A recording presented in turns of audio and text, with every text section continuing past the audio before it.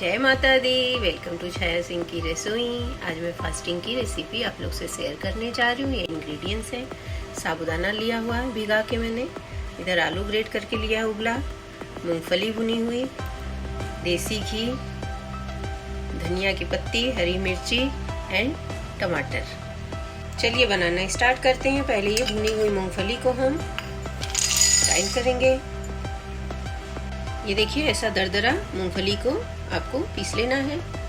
अभी ये धनिया पत्ती, हरी मिर्ची और टमाटर को हम जार में डाल के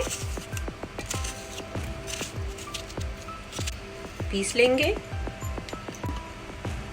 ये पीस गया है। अभी इसमें ये जो भीगे हुए साबूदाने हैं इसको भी ऐड करके हम इसको पीस लेंगे। पानी का बिल्कुल भी मैं इसमें प्रयोग नहीं कर रही हूँ, टमाटर में पानी रहता है। इसको हम देख लेते हैं।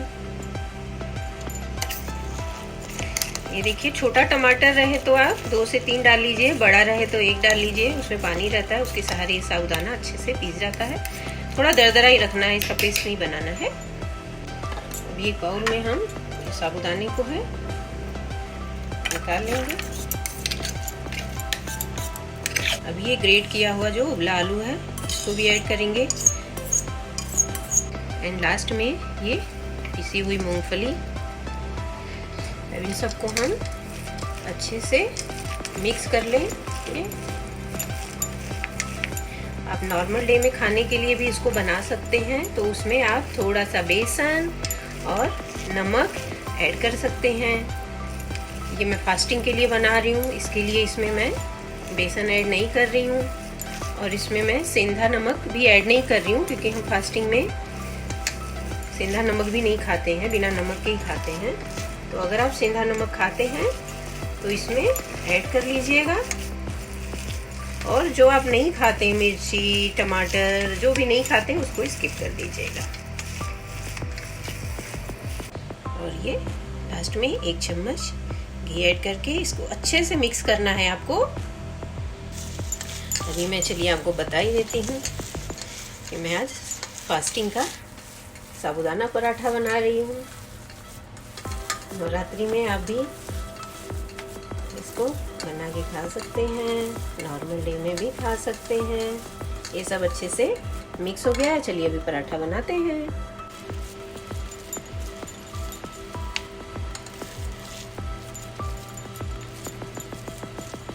इसको हम ऐसे डिवाइड कर लेंगे पहले, तो पराठा बनाने में आसानी रहेगी। अभी मैंने गैस पे लो फ्लेम पे ये पैन रखा है, गरम हो रहा है। अब इसमें हम थोड़ा सा घी को ऐड कर देंगे पहले।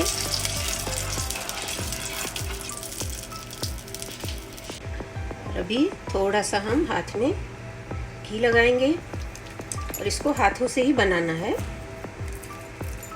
देखिए,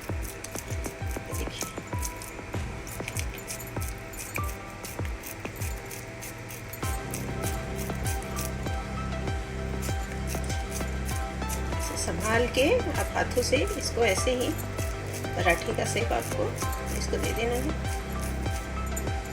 देखिए,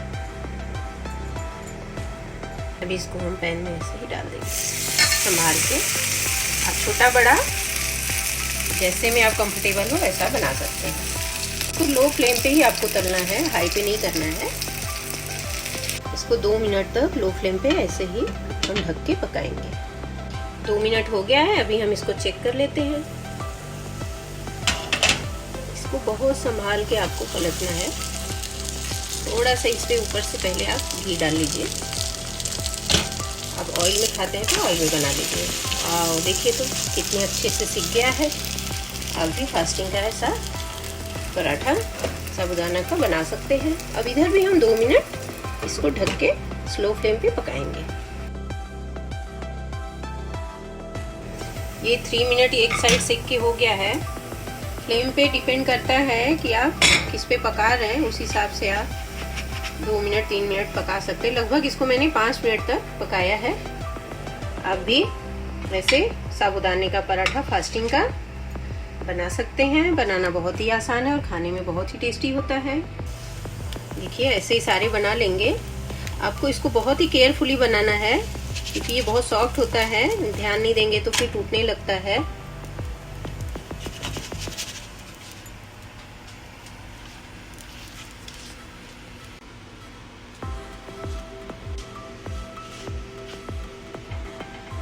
फास्टिंग के साबूदाने पराठे सारे रेडी हो गए हैं।